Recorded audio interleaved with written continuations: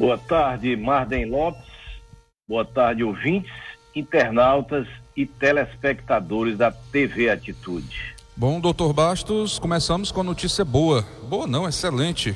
O reitor Cândido Albuquerque, da Universidade Federal do Ceará, nomeou o primeiro diretor-geral do campus da UFC no nosso município, o campus Jardim de Anita, e garante que o início das aulas será em abril de 2021. O deputado federal Danilo Forte esteve reunido ontem, terça-feira, dia 1º, com o reitor da UFC, professor Cândido Albuquerque, justamente para tratar de assuntos relacionados ao campus Jardim de Anita. Na ocasião, o professor Marcelo Melo foi apresentado como diretor responsável pelo novo campus. O reitor e o primeiro diretor do Jardim de Anita garantem que até abril de 2021 serão lançados os 3 primeiros cursos que formarão tecnólogos na Universidade Federal. Segurança digital, análise de sistemas e inteligência artificial são os 3 primeiros cursos, que terão 30 vagas cada um inicialmente. E os estudantes que queiram fazer parte dessas primeiras turmas poderão concorrer através do próximo SISU Enem, que será realizado agora em janeiro. Doutor Bastos, são 3 cursos de tecnologia, tudo a ver com o mundo atual, com o momento em que nós vivemos, mas é também uma surpresa que eles não estavam naquela relação de cursos anteriores, né, e se somam agora a essa grade, não é, que vai ser oferecida no Jardim de Anita. Bom, doutor Bastos, para aqueles incrédulos, cada vez mais chega o dia dessa inauguração e da primeira aula do campus da UFC. Pois que notícia extraordinária, Marden, ouvintes, internautas e telespectadores. Nós não poderíamos, depois de uma eleição e com estas previsões pessimistas, né, do problema da pandemia, da segunda onda, terceira onda e qual onda, nós termos assim uma notícia dessa que acalenta os nossos corações, nos motivam, né, nos dão assim uma esperança, nos abre assim um horizonte fantástico. E para mim, Marden, ouvintes, internautas e telespectadores, esses cursos, eu acho que tem tudo a ver com o mundo que nós estamos vivendo hoje. Com essa transformação digital que o nosso planeta está passando, nada mais atual do que esses 3 cursos: segurança, por causa da LGPD, a Lei Geral de Proteção de Dados. Esses 30 profissionais, com toda certeza, já estão empregados em qualquer estado do Brasil, porque é uma carência e uma tendência. Processos, análise de processos, sem dúvida nenhuma. Hoje o mundo está trabalhando exatamente nesse design de processos, transformando processos para transformar a cultura, né, para fazer a mudança do comportamento, o mindset desses novos tempos. E finaliza aí com inteligência artificial. Inteligência artificial, meu amigo e minha amiga que estão nos ouvindo, é tudo. Eu só não vou participar porque não tem EAD, mas com toda certeza eu teria o maior prazer de fazer esse SISU aí para tentar uma vaga, né, desses 3 cursos extraordinários. Então, nós vamos entrar com o pé direito, meu amiguinho. Isso é fantástico. Parabenizar aí o nosso deputado Danilo Forte, né? Fazer as nossas orações para esse grande filantropo, né? Esse mecenas José Maria de Souza Melo, esse homem que tinha uma visão de 100 anos na frente e está sendo, né, responsável por esta oportunidade que o Itapajé, né, está dando a todos os nossos, né, itapajenses, não, em toda a nossa região, em todo o nosso país, porque nós vamos formar profissionais para o mundo, não é só nem para o Brasil. Desculpem. Então, é um momento realmente de glória, é um momento de celebração. Aqueles, né, tem o São Tomé da vida, né, que precisavam ver para criar, agora acho que estão agora começando a cair a ficha. né? É claro que a gente vê 2 São Toméus que realmente estão decepcionados com alguns políticos, mas tem alguém que também não estava querendo que as coisas dessem certo. Não sei por quê, porque prejudica é o Estado, é o Itapajé, toda a região. Lamentável. Mas vamos superar tudo isso, vamos esquecer os incautos e os incrédulos e vamos, se Deus quiser, comemorar juntos. Aí eu aproveito aí para fazer 2 ressalvas importantes e 2 pessoas que vivem sonhando com isso todo dia, além de uma grande maioria, mas tem uns que se manifestam mais. Meu amigo Batistinha do Beck sempre faz, né, uns textos espetaculares, sempre falando. Eu digo, rapaz, tem pessoas de fora de Itapajé que amam mais essa terra do que muitos itapajéenses, que às vezes nem vibram, né, com um ato como este. E o nosso professor Tarcísio Ferreira, também outro baluarte aí de Itapajé, esse é itapajéense, mas que conversamos ontem, a vibração, a alegria, né? O Itapajé vai ter 2 momentos, nós vamos dar uma alavancada em todos os setores, em todos os sentidos para o nosso município. E se você tiver, assim, a mente, que nós temos uma das melhores escolas do Brasil, formando jovens talentosos, rapaz, isso forma, assim, né, uma receita de sucesso fantástico. Vai ser o Vale do Silício, né, do estado do Ceará. Vamos desafiar isso aí. O Vale do Silício do Ceará vai ser em Itapajé, com essa equipe, com esse grupo fantástico que está se formando todo dia nessas nossas escolas. Adriano Nobre, Grupão, né, o Estefânia Matos. Estefânia Matos, que é a interescolar, né? Não, o Estefânia Matos é do estado. Isso, então, formando esses jovens que vão ingressar nesses cursos técnicos e superiores, nós vamos fazer aí um verdadeiro Vale do Silício do estado do Ceará. Então, hoje é um dia de se comemorar, ainda mais no dia da inauguração, que vai ser agora em abril, se Deus quiser, no início, né? Mas exatamente, com a escolha do nosso diretor, Marcelo Melo, Marcelo Melo. Melo aí deve ser parente do Zé Maria, porque nosso querido Zé Maria Melo. Então, estamos todos de parabéns, nós temos mesmo que comemorar e, logicamente, ter esse sonho que o Itapajé poderia se transformar um dia. Eu acho que agora ficou mais perto da realidade.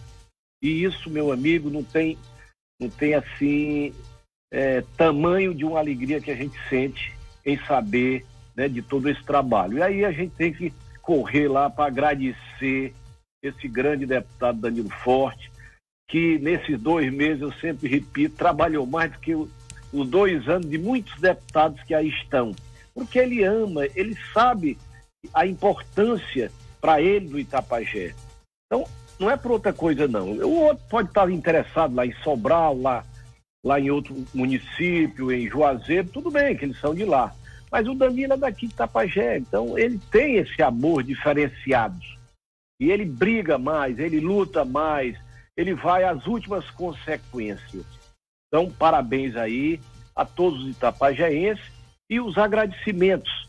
Primeiro a Deus, segundo o nosso querido Zé Maria Melo, e aqui na terra o nosso querido deputado Danilo Forte, e aproveitar aí para dar de quebra ao nosso reitor Cândido Albuquerque, que se comprometeu aqui na Rádio Atitude. Exatamente. E está mostrando que não veio para brincar, não, ele veio para fazer, para executar. Bom, doutor Bastos, e claro que nós não vamos ficar apenas nesses 3 cursos, serão os primeiros, vai ser o pontapé inicial. Sim. Aí nós vamos expandir ainda mais esse campus, se Deus quiser. Muita gente vai vir de fora, porque a concorrência é para o Brasil todo, através do SISU e do Enem. E nós precisamos começar a falar agora, não podemos deixar para depois, na criação de uma infraestrutura que possa atender não somente ao campus, mas à população de Itapajé de modo geral, que promete crescer, né, com esse empreendimento. Eu falo de abastecimento de água que tem que ser ininterrupto, falo de uma rede de saúde que possa atender e atender bem, uma rede de serviços. Os empreendedores, não é? Precisam ter uma visão lá na frente de começar a investir, ampliar, não é? Melhorar no que for possível, não é? A prestação de serviços. Então nós temos ainda um dever de casa para fazer, não é? Sem dúvida, Marden, é fantástico, mas agora ficou mais perto. Aquela história, eu me lembro a gente está também decepcionado, eu falo do São Tomé, mas os políticos que eu estava vendo hoje sobre a ferrovia transnordestina. Ela foi iniciada em 2006 para ser inaugurada em 2010, 4 anos, um investimento de 4,5 bilhões. Nós já estamos com 14, 2020, e para terminar, já gastamos nesses 14 anos 6 bilhões, e para terminar, ainda precisa gastar 5 bilhões e meio. Então, nós temos políticos e nós temos político, um P maiúsculo. Eu acho que essa decepção dos políticos, dos eleitores, é exatamente por causa desses políticos que não têm compromisso, que não assumem, né? Então é importante, se começou, termine. Só comece quando tiver recurso para isso. E se tem recurso, execute no tempo que você se comprometeu com a sociedade, né? Isso é que é fundamental. E a nossa sociedade precisa ficar mais atenta, fiscalizar mais, acompanhar mais. E essa sua alerta, Marda, é espetacular, né? Aí vamos aproveitar, está entrando uma gestão nova, já entra com esse upgrade no município extraordinário, nesse compromisso maior, né? Porque nós vamos ter uma responsabilidade, nós vamos ter que transformar, né? Tudo isso que nós estamos aí na metade, esse problema d'água da nossa adutora precisa ser resolvido, a mobilidade, nós precisamos fazer aqueles acessos necessários, né, para fazer a Avenida da Universidade, que é importantíssima, né? A Avenida da Universidade Zé Maria Melo, até o nome da avenida já tem, Jardim de Anitta, e a Avenida da Universidade, né, José Maria Melo. Então, essas coisas, Marlon, sem dúvida nenhuma, precisamos começar agora. E aí aproveito aí toda a sociedade para a gente começar a se mobilizar, né?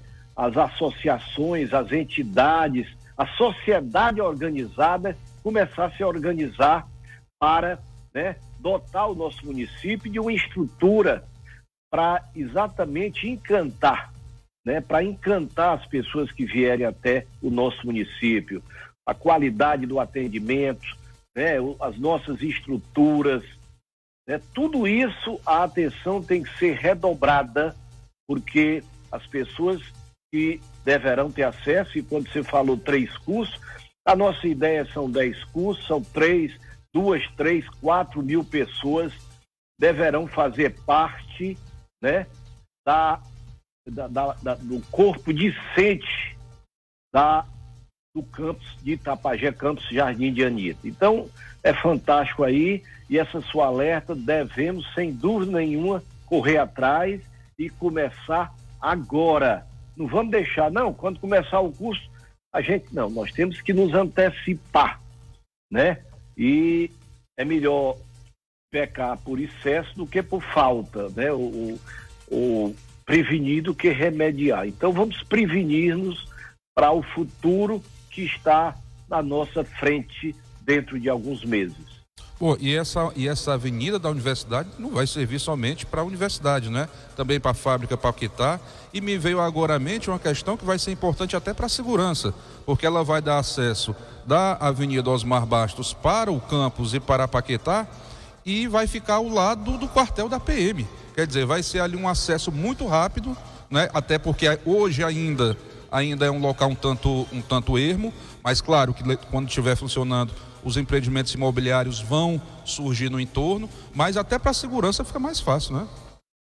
Perfeito. Eu acho que tudo isso, né, conspira para que nós preparemos esses preâmbulos com muita, né, com muita boa vontade, com muita dedicação, com muito compromisso, e vamos, né, exatamente conversar com a nova gestão, né, a nova gestora, para já dar início, né, todos essas necessidades que o campus vai precisar. Com isso, nós conseguiremos com toda certeza o apoio da universidade, do governo federal, e no próximo ano mais 3 ou 4 cursos, e assim vai crescendo rapidamente. Dentro de 5 anos, se Deus quiser, nós não vamos conhecer mais o nosso Itapajé. Vai ficar uma verdadeira metrópole, é isso que a gente sonha. Bom, e agora vai haver aí, pode haver uma mudança de composição da Assembleia Legislativa e o deputado estadual Zezinho Albuquerque pode voltar para a Assembleia, como também pode ficar no governo no próximo ano. Então já acho que já valeria talvez aí uma conversa, uma visita da prefeita eleita ao secretário das cidades, ele que é um amigo de Itapajé, votado em Itapajé, não é? Para falarmos sobre essa bendita avenida que já foi prometida, mas ainda não saiu, né? Sem dúvida, Marden, é corretíssimo. Acho que nós temos essa ponte, né, para acessar o governo do estado. A própria prefeita é do PSD, ligada ao grupo, né, do Domingos Filho, que também tem um bom acesso. Eu acho que tudo faz crer que, inclusive, o próprio Camilo já se comprometeu, né? O nosso amigo Eliú já falou várias vezes, eu não sei qual foi a dificuldade para que isso acontecesse, porque se disser que é o problema do espaço, do terreno, tem outros mecanismos, né, que a gente pode acessar para fazer as coisas funcionarem. Mas todos têm interesse. Quem é que não tem interesse, né, no funcionamento e no bom andamento da nossa universidade em Itapajé? Todos terão, não tenho dúvida. É uma questão apenas de boa vontade de cada um que está responsável por dotar a nossa estrutura de toda essa infraestrutura necessária. Bom, doutor Bastos, nós já falamos aqui em outros programas, Danilo Forte vai ter agora 2 anos ininterruptos, né, para trabalhar por Itapajé, Irauçuba, Tejuçuoca, pelo Vale do Curu de um modo geral, e ele vai ter um acréscimo importante, né, uma pessoa de muita competência vai se integrar ao staff dele a partir de janeiro. A prefeita Geraldina Braga deixa o mandato no dia 31 e já foi convidada a participar, né, do grupo de colaboradores de Danilo. Ela deve coordenar o escritório estadual de Danilo. Geraldina, que em 1 ano de mandato surpreendeu a muita gente. Ela destravou convênios que estavam um tanto paralisados por conta da burocracia, deu um andamento a obras, né, que já estavam iniciadas, né, fez uma gestão. O gerenciamento da pandemia em Irauçuba foi elogiado por muita gente, até por técnicos em saúde. A Geraldina surpreendeu a muita gente, mas aqueles que já conheciam sabiam da competência dela, ela já foi secretária municipal, mas uma coisa é você cuidar de uma secretaria, outra é cuidar de um governo todo. E ao que parece, ela se saiu muito bem. Sem dúvida, mano. Tá de parabéns aí mais uma vez a Irauçuba. Souberam escolher, né, a sucessora do Nonato, né, foi eventual porque era por 1 ano, mas ela deu continuidade a esse trabalho extraordinário que o Nonato tem feito lá no município de Irauçuba. E ela é um dos melhores quadros, eu já sabia, porque eu acompanho ela, aliás, a família, né, a secretária de saúde, que era irmã dela também, era um excelente profissional, todos elas lá e toda a família são muito competentes. E, logicamente, que o Danilo, enxergando isso, né, convocou-a para reforçar a sua equipe. Né? O Danilo não é besta, ele vai buscar as pessoas certas para o lugar certo. E ela tem uma característica interessante, que é esse poder de mídia social. Rapaz, a Geraldina, ela tem uma capacidade, né, de captar seguidores, né, de movimentar esse lado de mídia social extraordinário.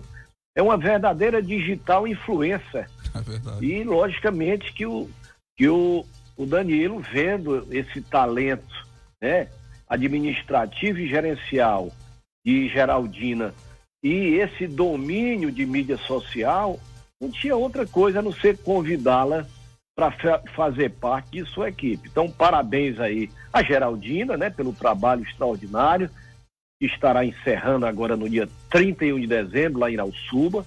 Realmente não deu para se, né, perceber a saída do Nonato, porque ela deu uma continuidade de uma certa forma, que mesmo no momento de pandemia, né, porque ela pegou toda a pandemia, ela conseguiu, né, manter a chama da gestão eficiente e eficaz durante todo o ano.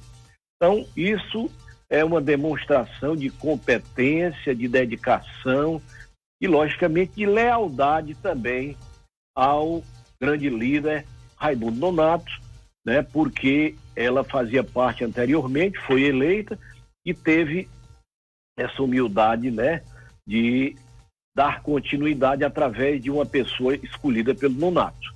Então, nós vamos ter aí excelentes momentos e isso só vem a engrandecer todo o trabalho que o deputado Danilo Forte já desenvolve, também de uma competência, de uma dedicação, de um compromisso realmente inimaginável em qualquer político. Ele é diferente. Bom, eu trago rapidamente as primeiras participações. Participa conosco a Elionarda Alves. Ela diz que, se Deus quiser, a filha dela estará na UFC de Itapajé em 2021. Se Deus quiser. Agora é preciso estudar bastante, queimar pestana, como diziam no passado, né? Olha, tem a participação do Gerson Filho.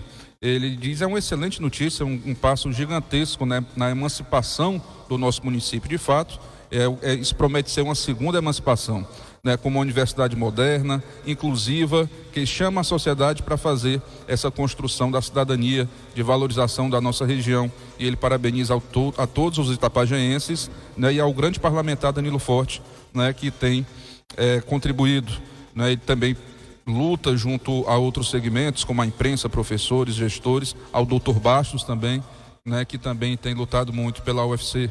Ele disse que vai ser uma contribuição enorme para Itapajé, com toda certeza. Obrigado, amigo Gerson. Tem uma participação da Nádila Gomes, participa conosco ainda a turma lá do Mercantil Zé Gomes, muito obrigado. A Yolanda Oliveira, ela manda aqui um alô, parabéns para a turma, né, da escola Estefânia Matos, Escola de Ensino Integral, Educação Integral.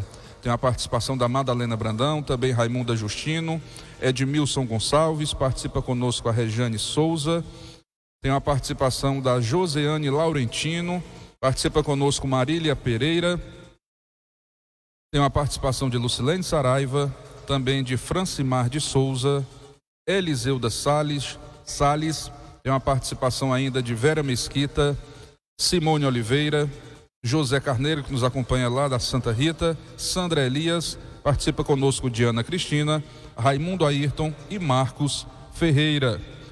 Agora são 12h31. Doutor Bastos, nós vamos passar para a política. Tivemos as eleições em segundo turno no último domingo e a grande polêmica desse processo em segundo turno foram as pesquisas. As pesquisas erraram. Em Caucaia, as pesquisas erraram feio, davam uma vitória com larga vantagem para o atual prefeito Naumi Amorim. A diferença era de cerca de 20 pontos percentuais, apontados pela pesquisa Ibope, a última pesquisa Ibope antes da eleição.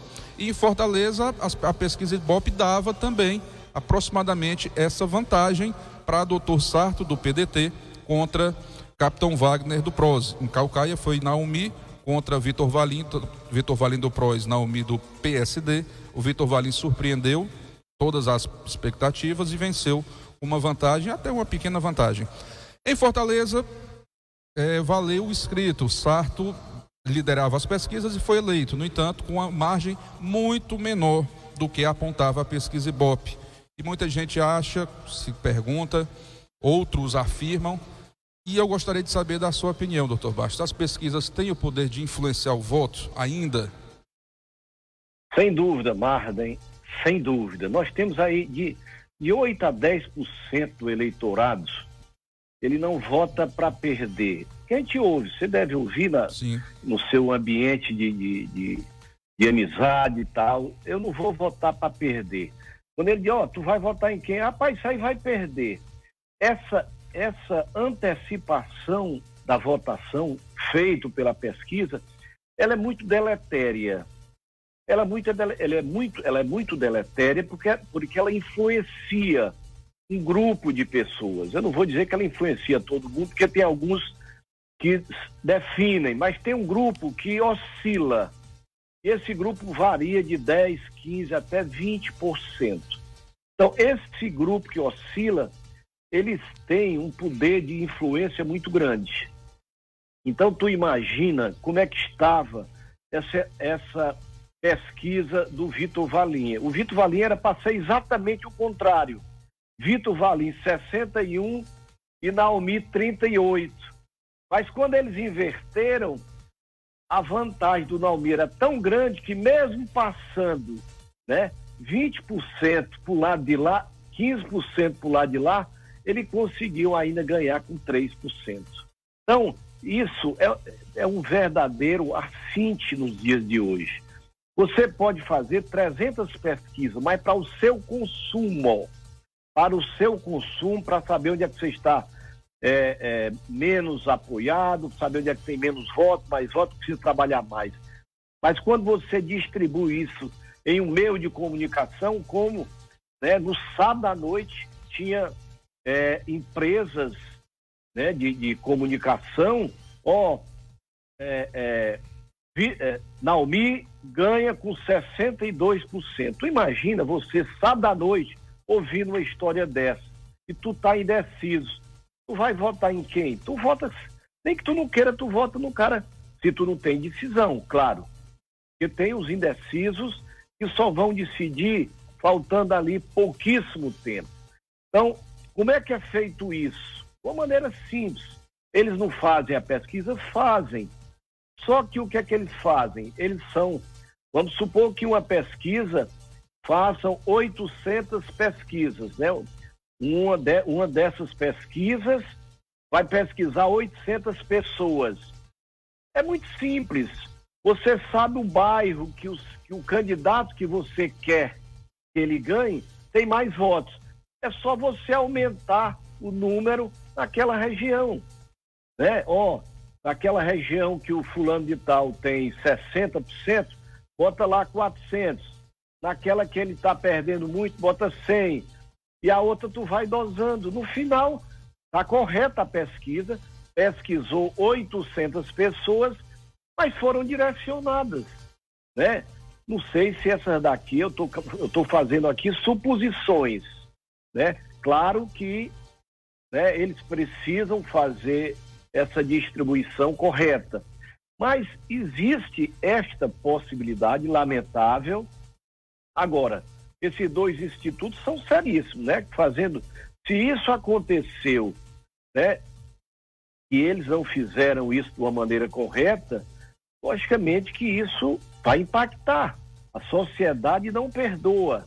A reclamação realmente está gigantesca, né? Já você viu lá em São Paulo.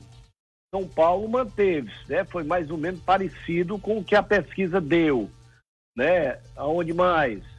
Em Sobral, também. Também no Rio Grande do Sul. A pesquisa errou porque deu uma margem menor, né, para o vencedor sobre a segunda colocada. A margem foi mais ampla. Da mesma forma, Recife, né? O que é que eu acho? Se você me perguntar, eu achava que nos últimos 15 dias só poderia ter. Pode fazer pesquisa. Pesquisa é importante para um candidato, né? Para ele poder melhorar o trabalho dele naquele bairro, naquele público de há tantos anos, né? Como é que eu acesso, qual é o canal de comunicação que eu... Tudo bem, eu acho que precisa, como eu faço na minha empresa, para melhorar o atendimento. Eu não estou atendendo bem aqui a esse público, a aquele outro público, aí eu vou melhorando o meu atendimento. Mas quando você transforma isso no influenciador, aí é complicado. Eu fico preocupado, né? Achando, né, com medo, eu não tenho prova de nada, por isso eu falo, né, em tese, né, e logicamente fazendo aqui as minhas ressalvas, mas acho que nós precisamos disciplinar melhor as nossas pesquisas nos últimos 15 dias. Né? Eu vi até a história do Ferrer, do Heitor Ferrer, que acha que não foi para o segundo turno na eleição passada, porque a pesquisa, né, deu uma diferença muito grande, ele estava tão longe que a história do voto útil.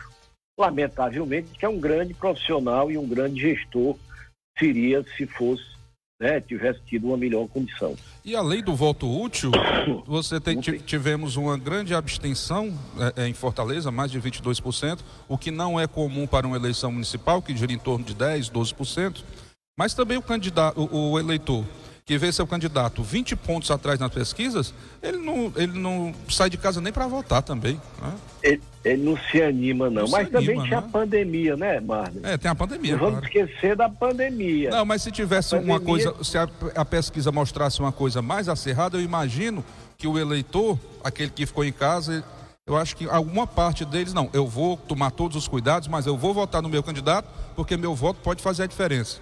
Mas quando está 20%, 20 pontos percentuais de diferença, muita gente desanima, né?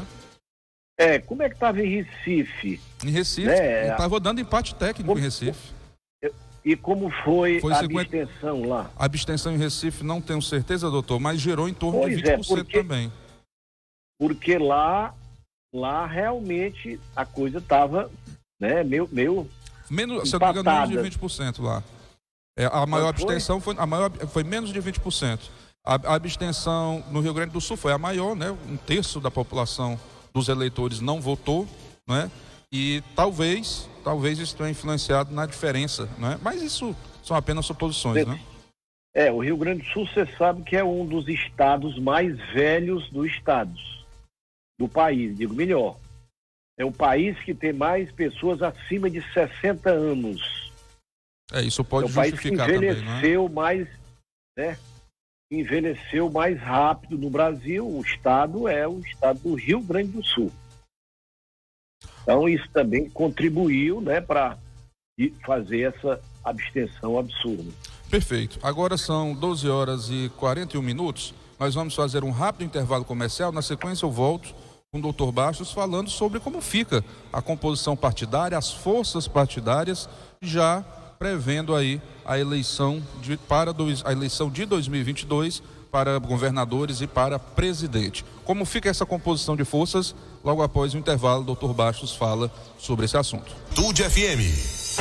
Olha, tem a participação do Vanderlei do Centro, ele manda um alô para o Juninho, para o WS, para Joseli e Paulo Henrique, na rua Itaipu, no bairro Bela Vista.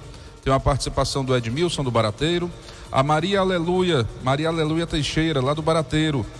É a Maria Helena, ela mora na rua Maria Aleluia Teixeira, no bairro Barateiro. Ela reclama de falta de eletricidade, pede que a Enel resolva o problema. Tem uma participação do Flailson, manda um alô para o Toim, para o Pompílio, deve ser isso, e para a Dona Lica, também para Cineide, Rafael, Lena e Neguinho. Gilmara Borges nos acompanha. Ela pergunta se estão fazendo distribuição de cestas básicas em Itapajé, do CSU. Não, que eu saiba, não. Tem uma participação também de um ouvinte que reclama que na localidade de Monte Carmelo, o veículo, né, que transportava pacientes, veículo esse cedido pela Secretaria da Saúde, não está mais fazendo esse serviço desde a eleição. Tem a participação da Regina, reclama que no bairro Barateiro também falta eletricidade, pede que a Enel resolva esse problema. Bom, doutor Bastos, nós tivemos aí, como o senhor já falou, no Jornal Integração, que foi exibido no dia seguinte às eleições em primeiro turno, que houve uma queda, não é, substancial dos extremos, a esquerda, a direita e o centro e as alas mais moderadas, não é, tanto da esquerda como da direita, a centro-esquerda, a centro-direita, cresceram. E nós temos a comprovação disso, né, no número de prefeituras que cada partido, não é, conquistou. O MDB conquistou nas capitais 5 prefeituras, o Democrata nas capitais conquistou 4, PSDB também 4, PDT 2, PSD 2, PSB 2, PP 2, Avante 1, Podemos 1 prefeitura e o PSOL e Republicanos também 1 prefeitura cada. No ranking das prefeituras, o MDB continua com o maior número de prefeituras, assim como nas eleições passadas. No entanto, caiu de 1.035 para 784. A grande, eu não diria surpresa, mas a grande decepção foi o PT, que encolheu ainda mais. De 2012 para 2016 ele já havia caído. Em 2012 o PT conquistou 630 prefeituras. 4 anos depois esse número foi de 254, uma queda de 60% em 4 anos, e agora apenas 183 prefeituras e nenhuma capital. O Centrão, que vez por outra ensaia uma aproximação com Jair Bolsonaro, foi talvez o grande vencedor. Bolsonaro também não teve sucesso na eleição da maioria dos seus apadrinhados. E a maior derrota aconteceu, a mais importante também, no Rio de Janeiro, onde o Crivella levou uma lapada que deve ficar para a história das eleições, né, do Rio de Janeiro. Então, doutor Bastos, diante de todo esse cenário, 2022, como é que o senhor compreende que estarão essas forças partidárias? Bom, o Marden, aquele político que dizia que não era mais político, fazendo um discurso, né, de apolítico, que política, infelizmente, esse modelo aí, ele terminou agora, não teve assim nenhuma praticamente sucesso, não teve quase nenhum sucesso. E voltamos para o nosso lugar comum. Lugar comum, político profissional, né? Praticamente o político que vive fazendo política e dedicado à política. E reconhecendo que vive e se dedica 24 horas à política. Né? Isso, não vou te dizer que é bom ou é ruim, porque é uma tendência e a gente tem que estar falando em cima do que está acontecendo. Né? Hoje os partidos MDB tem, PSDB hoje tem a maioria dos municípios, mesmo que o DEM, a maioria dos municípios pequenos, a maioria dos municípios do DEM é municípios pequenos. Pegou grande, né? Pegou o Rio de Janeiro, pegou mais aonde? Curitiba, né? Curitiba. Foram 4, né? Curitiba, né? Isso, o Greca. Exatamente. Rafael Greca. Aliás, um grande gestor, viu? Ele ganhou no primeiro turno. Né? Com 62%, foi 59%, foi 62%. Um grande gestor. Então, o DEM está se estruturando bem. Importante lembrar a Bahia, o maior colégio eleitoral do Ceará, Salvador. Pronto. Né? O DEM, né? Ele ganhou na Bahia também, 3. E ele está estruturado na maioria dos estados importantes. Quando ele não ganhou, ele se aliou a alguém que ganhou. De certa forma, ele está ali do lado. E, além disso, tem hoje o presidente da Câmara e o presidente do Senado. Quer dizer, que estão querendo se reelegerem. Quer dizer, tá voltando aos tempos áureos do antigo PFL, não é? Que tinha lideranças importantíssimas. De Antônio Carlos Magalhães. Isso. De Antônio Carlos Magalhães, de Jader Barbalho, né? Tomara que essa do MDB, né? Tomara que essa safra nova seja um pouquinho diferente, né? Pois é. Agora, outra coisa importante, muita gente nova, abaixo de 40 anos, eu achei assim uma revitalização e com visões diferentes, né? Ouvindo um pronunciamento do João Campos, filho do Eduardo Campos, uma cabeça bem arejada, e alguns mais maduros, o Sebastião Melo, lá do Rio Grande do Sul, também uma cabeça extremamente, né, límpida, né, que jogou, enquanto a Manuela queria levar para Brasília, ele disse, não, rapaz, Rio Grande do Sul, Porto Alegre é aqui, não é em Brasília, não vamos ideologizar a nossa campanha. A campanha é discutir os problemas de Porto Alegre, não do Brasil, né? De o Bolsonaro, de Lula, deixa eles para lá, vamos olhar para cá. Então foi uma eleição muito focal, muito focada no município, né? No mais, chegando ao estado, mas normalmente restrita bem ao município. Por isso, o presidente não teve tanto êxito. E um grande erro do presidente foi não ter partidos. Essa eleição no legislativo, né, nas câmaras, 100% dependia dos partidos. O presidente não tinha nem partido, como é que ele iria desenvolver um trabalho? Ele ficou numa situação problemática. Ele ia apoiar quem? O PSL? Não. O Republicano? Não. O Patriota? Não. O Avante? Não. Então, qual é o seu? Nenhum. Então, isso prejudicou muito o trabalho que o Bolsonaro poderia influenciar, já que hoje ele tem 40% a 41% de aceitação. É um dos melhores momentos do Bolsonaro agora, por incrível que pareça. Ele saiu de 26, agora está com 41. Então, essa eleição, ela deu assim uma mexida, mas ainda não redirecionou para onde é que nós iríamos. Se o Bolsonaro fizer qualquer gesto para o centro, ele já está dentro do setor, né? Ele já está mais ou menos, e ele já fez um gesto importante, foi de começar a trabalhar com o Centrão, né, dentro daquela composição para se sustentar no poder. Então, a coisa ainda está muito incipiente, mas a gente viu essa volta do eleitorado para aquilo que ele já conhece. Não, eu não quero mais surpresa, eu quero votar naquilo que eu já conheço. O exemplo é Eduardo Paes, terceiro mandato. Lógico que tem os amazoninos no meio da vida, mas o amazonino tem 85 anos, com todo respeito a quem tem uma idade maior. Mas aquela coisa, ele já está um político já mais distante das nossas realidades. E eu vi uma eleição para prefeito o Maguito, de muitos jovens. Teve também o Maguito Vilela, né? Teve o Maguila. Que em Goiânia, ele que já foi governador, um político tradicional, foi eleito, nem soube que foi eleito porque estava internado, sedado, né? Pois é, eu não sei se votaram com pena do Maguila, do Maguito, né? Maguito Vilela.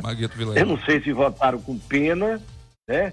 Mas ele é um político tradicional lá de Goiânia, né? Isso, já foi governador. E eu acredito que isso influenciou muito. O candidato do nosso governador, né, que é o homem das diretas já. É o candidato do governador lá de Goiânia, de Goiás. É o Vozeirão, o grandão Vozeirão, que é médico, rapaz. Ah, agora eu sei exatamente quem é. Rapaz, tu é mais novo do que eu, Marden. Não, eu sei exatamente que agora falhou a memória. Governador de Goiás, não tem o que discutir.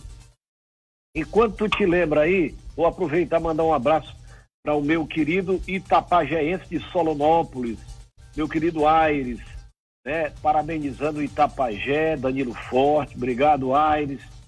Eu chamo ele de itapajéense de Solonópolis, né? E o amigo José Gerson, né, de Souza Filho, esse grande amigo, que sempre faz aí as suas participações robustas e muito fortes aí na sua palavra bonita, Gerson. Muito obrigado, querido.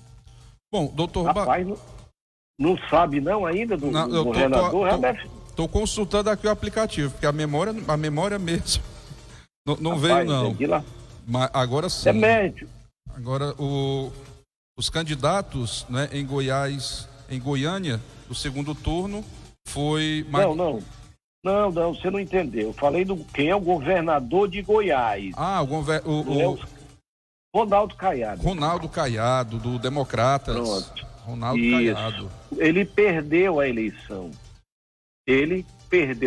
Assim como o Renan Calheiros Júnior perdeu também a eleição lá em Alagoas, né? Isso, no Maranhão, Maceió. Maranhão, Flávio Dino perdeu, Maceió, Flávio Dino perdeu também, mas já o Hélito Dias ganhou lá no Piauí. Ganhou com um MDBista, foi um MDBista, cara que já tinha sido um governador, eu acho que ele já tinha sido né, prefeito, alguma coisa. E ele consegue acabar com a hegemonia de mais de 30 anos do PSDB, né? Que é o grande grupo de oposição a ele.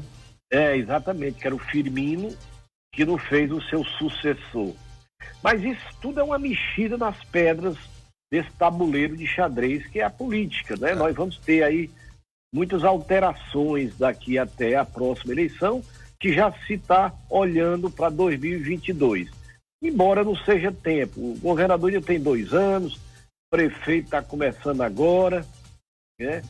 Mas infelizmente é a insatisfação dos eleitores, né? Que infelizmente não, felizmente, né? Não deu certo, o pessoal muda. O eleitor muda, ele não aceita. Aqui no Ceará, eu acho que a família Ferreira Gomes pode fazer uma autocrítica. Acho que a cada eleição apostar simplesmente que vai eleger o poste, uma hora vai dar errado, né? Porque nós já vimos uma diferença muito pequena nessa eleição, em segundo turno. Mas Marden, Fortaleza sempre é de oposição, por incrível que pareça. Fortaleza sempre foi. Você lembra de Maria Luísa, lembra de Luiziane Lins? Sempre foi de oposição. Se nós pudermos pegar na história um pouco atrás, nós vamos chegar a Bárbara de Alencar, que foi uma das cabeças da Confederação do Equador. Então Fortaleza tem uma... Então, ela tem um viés, eles têm um DNA de oposição. Então, quando a situação não ganha, não é para a gente se preocupar, não, porque isso faz parte. A preocupação é quando ela ganha, né? Porque fica uma hegemonia. Mas já houve aqui alterações, né? Caucaia não ganhou, Maracanaú não ganhou, Juazeiro não ganhou, né? Mas os 50% ou 60% dos eleitores da capital são de oposição, eu não tenho nenhuma dúvida.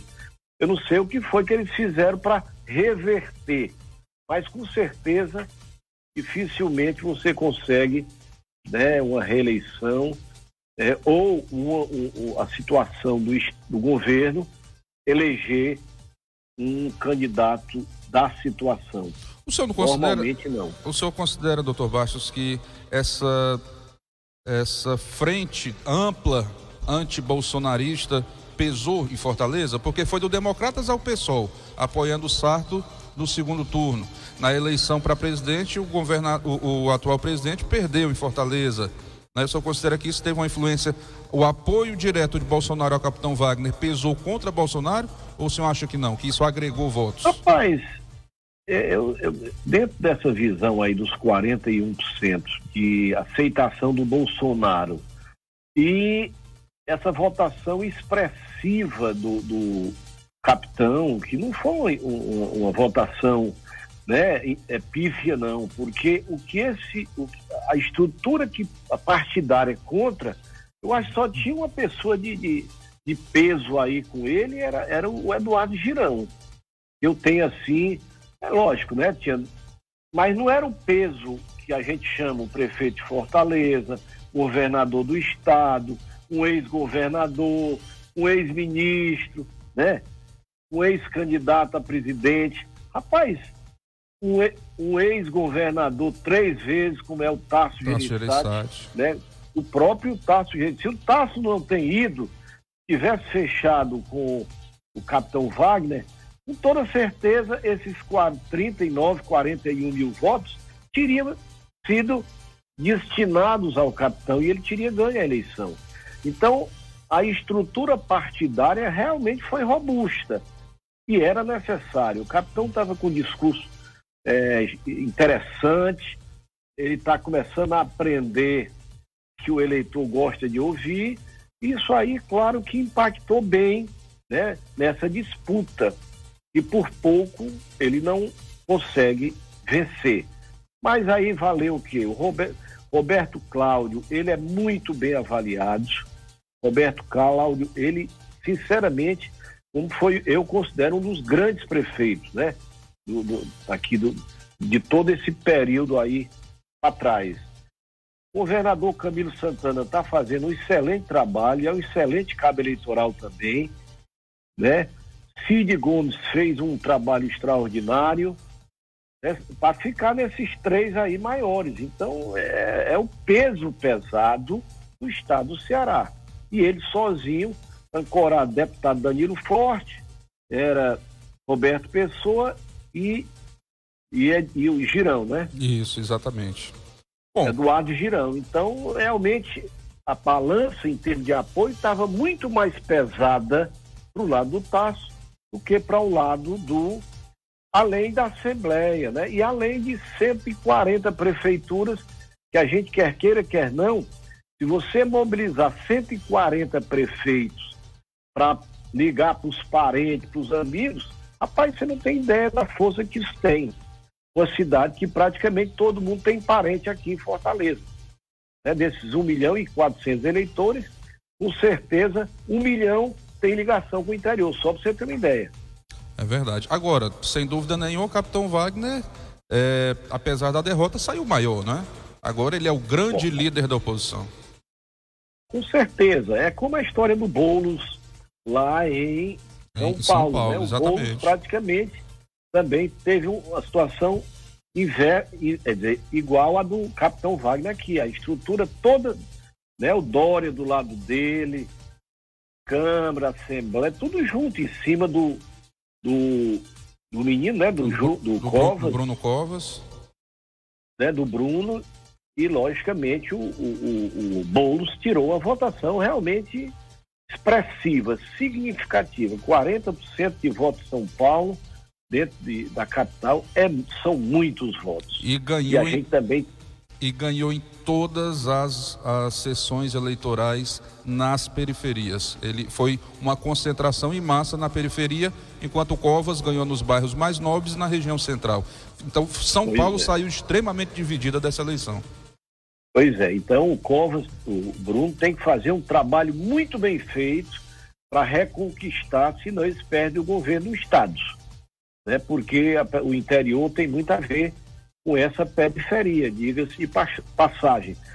E o discurso do Boulos, né, do Guilherme Boulos, estava muito parecido com o discurso, né, dessa periferia abandonada. E isso aí sensibilizou, sem dúvida nenhuma. Marta Suplicy, que fez projetos sociais importantes na periferia de São Paulo, né, como os CELS, a população da periferia não atendeu aos apelos dela para votar no Bruno Covas, votaram no Guilherme Boulos. Que era também uma ex-prefeita apoiando o Bruno Covas. Exatamente. Não, estava a estrutura toda em cima do Bruno Covas e o Boulos praticamente sozinho, com Gilmar Tato. E foi uma decepção. O PT, mais uma vez, mostra que não sabe colaborar. Ele gosta de ser colaborado, mas ele mesmo ajuda a muita gente, que é um lamentável, né? Porque o caso lá, o Boulos era significativa maior, que era para ter unido desde o primeiro turno. Não, precisou terminar o segundo turno e tal. É um tipo uma política, mas está aí o resultado. Não fez nenhuma capital o país. Olha que tristeza. Voltou a ser um partido. Mim, é o ocaso do PT. Voltou pela sua história, eu digo infelizmente pela história que tem, voltou a ser um partido pequeno e se não se cuidar vai virar nanico se não fizer autocrítica, né? Não tem nenhuma dúvida, eu não tenho nenhuma dúvida disso. 100% de certeza que você está falando. Ou eles fazem uma autocrítica, porque tem que ter a humildade de reconhecer os erros, né? Estão indo para o lado errado, a vaidade excessiva, estão achando que estão há 10 anos atrás, não estão há 10 anos atrás. E tem que se emancipar, não é? Tem que se emancipar dessa figura paternalista que é o Lula. Essa figura icônica e paternalista que não dá mais. Ele já provou que o nome dele queima. Quando ele bota a mão no ombro, cai logo 15 pontos ali na mesma hora. É verdade. Já foi um grande puxador de votos. Hoje não representa.